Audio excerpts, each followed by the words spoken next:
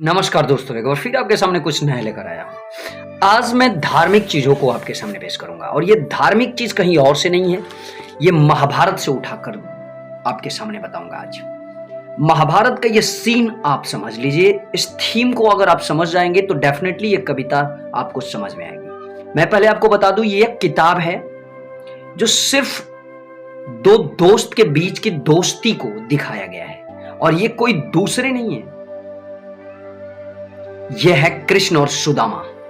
जी हाँ, आपने कृष्ण और सुदामा की दोस्ती को हमेशा मिसाल के तौर पे सुना होगा। अगर किसी दोस्ती में मिसाल किसी के सामने पेश किया जाता है तो मुझे ऐसा लगता है कि 100 में से 99% लोग कृष्ण और सुदामा को बताते हैं। जैसे भाई में अगर संबंध बताना हो और मिसाल के तौर पे अगर किसी सीन को या किसी दृश्य को किसी के सामने पेश किया जाता है तो मेरे ख्याल से वो है भरत और राम।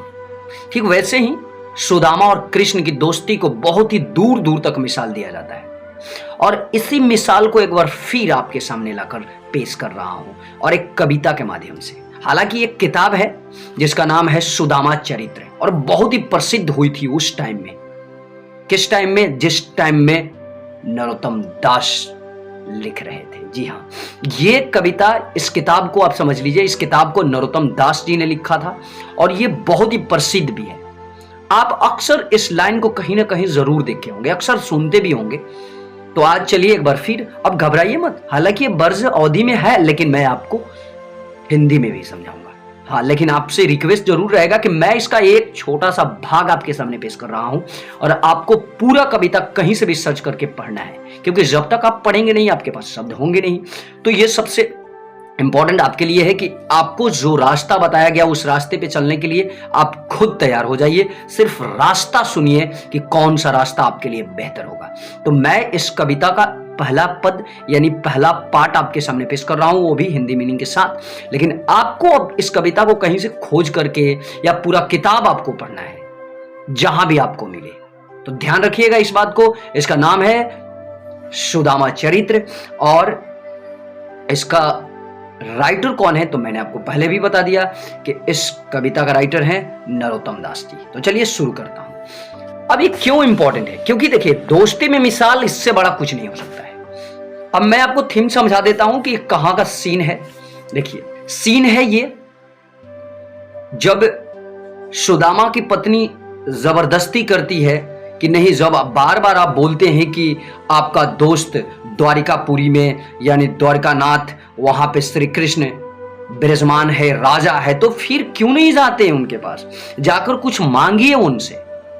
तो पत्नी के बार बार कहने पर सुदामा भी मान जाते हैं और सुदामा कृष्ण के पास चले जाते हैं। तो कृष्ण के पास जाने के, कृष्ण से मिलने के पहले वहां कुछ द्वारपालों से उनकी मुलाकात होती है, उनसे कुछ बोलते हैं, लेकिन वो लोग यकीन नहीं करते हैं। आपने इस पे एक बहुत ही प्रसिद्ध गाना भी सुना होगा, ये द्वारपालो कन्हैया से कह दे। तो ठीक ये दृश्य मैंने आपको शुरू में बताया कि इस दृश्य को लाखों लोगों ने अपने अपने तरीका से, अपने अपने ढंग से, अपने अपने शैली में लोगों के सामने पेश किया है। तो नरोत्तम दास जी कैसे पेश करते हैं आप ध्यान से सुनिएगा। हर याद रखिए। तो फिर वो द्वारपालों में से एक द्वारपाल कृष्ण के पास जाकर के बोलता है। क्या बोलता है, यही सीन है। अब इसको ब्रज भाषा में नरोत्तम दास ने बहुत ही खूबसूरत ढंग से लिखा है। चलिए हर लाइन को आप समझ लीजिए। पहले इस लाइन को मैं पूरा पढ़ लेता हूं। लिखते हैं, शीस पगा न झगा तन में प्रभु जाने को आही बसे के ही ग्रामा। इसका मतलब हुआ कि एक द्वारपाल जाकर कृष्ण के सामने बोलता है, हे प्रभु, शीस में ना पगड़ी यानी कि न सर पे पगड़ी है, न तन में कोई झगा है। झगा का मतलब होता है कोई कुर्ता। प्रभु जाने को आही बसे के ही ग्रामा, आपको वो जानता है और पता नहीं वो किस गांव के रहने वाला है, आपको लेकिन जानता है। धोती फटी सी लटी दुपट्टी और उपाना ही नहीं समा।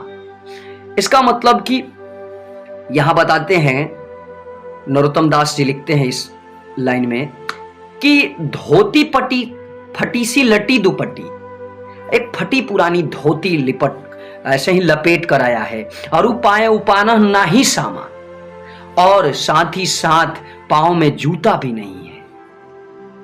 द्वारे खड़ो द्विज दुर्बल देखी, रहो चकी सो वसुधा भी रामा।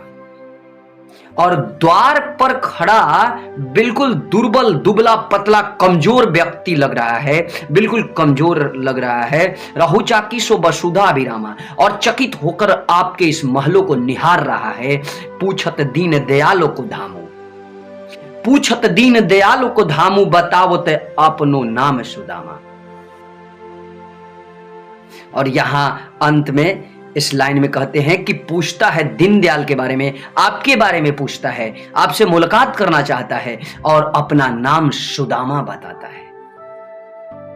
तो ये था आज के लिए, ये एक पार्ट है। ध्यान रखिएगा, मैं आपको इंटरेस्टेड बनाने के लिए इन सारी चीजों को आपके सामने रखा, ताकि आप आगे वाले पार्ट को खुद खोज करके पढ़ना शुरू कर दीजिए। तो इस बात पे ध्यान दीजिएगा, अगर आप इस चीज को पढ़ेंगे तो आपको बहुत मजा आएगा। मैं आपको थीम समझा दिया और आप पहले से भी जानते होंगे, तो बस मुझे दीजिए इजाजत। और अंत में मैं आप लोगों से रिक्वेस्ट करूंगा कि अगर आप न्यू देख रहे हैं तो इस चैनल को सब्सक्राइब कर दीजिएगा और साथ ही साथ बेल आइकन को भी प्रेस कर दीजिएगा, ताकि इस तरह के वीडियोज आपको मिलते रहे। नमस्कार, जय हिंद।